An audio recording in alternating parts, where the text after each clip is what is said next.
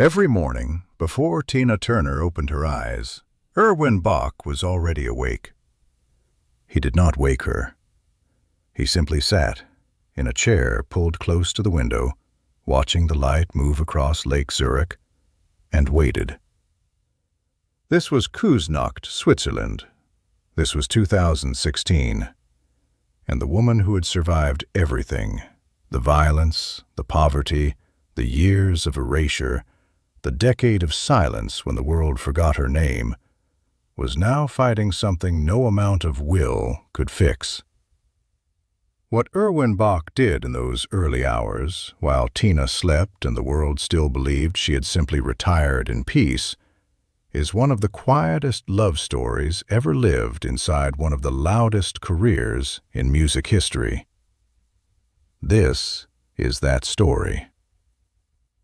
Tina Turner had not planned to be sick. She had planned to rest. After more than 5 decades on stage, after the revivals and the records and the stadiums, she had finally allowed herself the thing she had almost never permitted: stillness. She and Erwin had built a life on the edge of Lake Zurich, in a town called Küsnacht, where the streets were quiet and the neighbors did not stare. She had converted to Buddhism years earlier, and in Switzerland she had found something close to the interior peace she had been working toward for decades. She had married Erwin Bach in 2013, in a ceremony so private that the world learned about it only afterward, in a small announcement that said almost nothing because almost nothing needed to be said. They had been together since 1986, nearly 30 years. It is worth pausing on that number. 30 years. Tina Turner, who had spent a significant portion of her earlier life believing that love was something that arrived with damage attached, had spent 30 quiet years with the same man. And in 2016, the life they had built together encountered something neither of them could outrun. The diagnosis took time to arrive in its full form. Tina had been managing high blood pressure for years, the kind that accumulates damage slowly, that works on the body in silence, that does not announce itself until the consequences are already significant. Her kidneys had been declining. The signals had been there. By the time the full picture was clear, the situation was serious. Kidney failure. For most people, a diagnosis of that weight would have been the story, the headline, the dramatic center of everything. For Tina Turner, it was something stranger. Because Tina Turner did not know how to be the person who needed saving. Her entire life had been built on a specific identity. She was the one who endured. She was the one who kept moving when the music stopped, when the money ran out, when the man she had loved turned his hands against her, when the industry she had given everything to looked through her like she was glass. She was not someone who asked for things. She was not someone who leaned. She had survived by making herself into the kind of person who did not require survival assistance. And now her body was asking for something her identity had not prepared her to receive. Erwin Bach was 53 years old when the doctors gave them the full picture. He was a German-born music executive, quiet in the way that genuinely private people are quiet, not performing restraint, but simply operating from it. He had met Tina in 1985, introduced by a mutual contact at a business event in Germany. She was 45 years old and at the height of a comeback that had already become the most unexpected story in popular music. He was 23 years younger and, by his own account, completely unprepared for what he was walking into. What followed was not an immediate love story in the conventional sense. It took years. It took the kind of patience that Tina Turner, by her own admission, had not known what to do with at first. She had not trusted quickly since Ike. She had not trusted easily.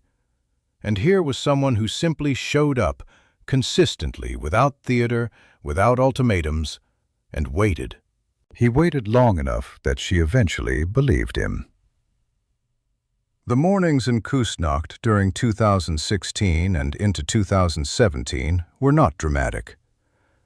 This is perhaps what makes them worth telling. There were no grand gestures, no press releases, no declarations given to cameras or journalists. There was simply Erwin, before the house woke, before the medications were sorted, before the day's appointments and the doctor's calls and the careful management of a body that was failing in increments, sitting near her. He learned her rhythms. He learned which mornings were harder than others. He learned which silences meant pain and which silences meant she was simply thinking through something. He learned when to be near and when to give space, and when the difference between the two required a reading of something she had not said aloud. People who have lived through long illness, either carrying it or standing beside the person who carries it, will tell you that this is where love is either confirmed or revealed as something smaller than it claimed to be. Not in the acute moments, not in the crises, but in the ordinary mornings when no emergency is happening and the exhaustion is simply present, constant, and unremarkable, like weather you live inside. Tina Turner had spent a significant portion of her life believing she was not someone people stayed for without conditions. The evidence for too many years had supported that belief. She had rebuilt herself after Ike with a discipline that was partly artistic and partly protective. She had kept her distances. She had kept her own counsel. Even when success returned, even when What's Love Got to Do with It and the Private Dancer album reordered everything, even when the stadiums came back and stayed, she had continued to carry herself as someone who did not rely on anyone being there. Erwin was the slow, patient correction to that. Not because he announced himself as such, but because he simply stayed, year after year, morning after morning, including the mornings when staying meant watching someone you loved diminish and not being able to stop it. In early 2017, the situation clarified into its most serious form. Tina's kidney function had declined to the point where the options narrowed. She needed a transplant. The waiting list in Switzerland, as in most countries, is long.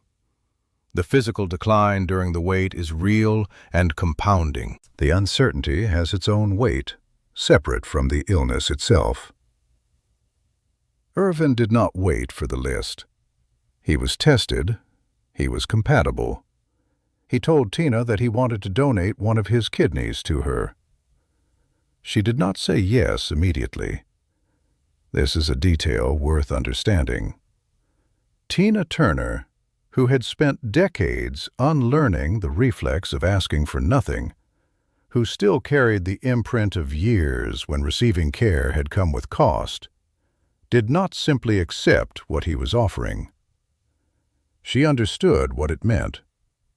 The surgery for a living donor is significant. The recovery is real. The risks, while manageable in skilled hands, are not theoretical. She was being asked to let the person she loved put his body on a surgical table for her, and the part of her that had always protected the people around her by asking nothing of them pushed back. What happened in the conversations between them during that period has never been recorded in any transcript. It has been described only in fragments, in the memoir, in the interviews she gave in later years, in the careful language of someone speaking about something that was still, even in memory, almost too close. What she has said is that Erwin was not asking her permission in the way she was hearing it. He was not presenting it as a sacrifice. He was presenting it as a fact. This was what he wanted to do. The question was not whether, The question was, when? The transplant took place in April 2017. Erwin Bach's kidney was removed in one operating room and placed into Tina Turner's body in another. Both surgeries were successful. Both of them recovered. What followed was not a return to exactly what had been before. It was something different. Tina Turner spoke in interviews after the transplant about a shift that had occurred, not only in her health, but in something harder to name. She had spent her entire life being the person who did not require rescue. She had built her identity on being extraordinary precisely in the moments when ordinary people would have given up. And now there was a man whose kidney was keeping her alive, whose blood chemistry had been tested against hers, whose body had been, in the most literal sense, given to her. This is not a thing you metabolize quickly. It is not a thing you metabolize at all in the ordinary way. You simply carry it forward, and it changes what you understand about what you have been given, and who you are to someone, and who they are to you. Tina Turner passed away in May 2023 at the age of 83 in Küsnacht. In the years between the transplant and her passing, she spoke about Erwin with a consistency and an openness that was, for those who had followed her life, unusual. She was not someone who spoke easily about being loved. She was not someone who performed tenderness for cameras. But when she spoke about Erwin Bach in those final years, she used a word she almost never used about her own life.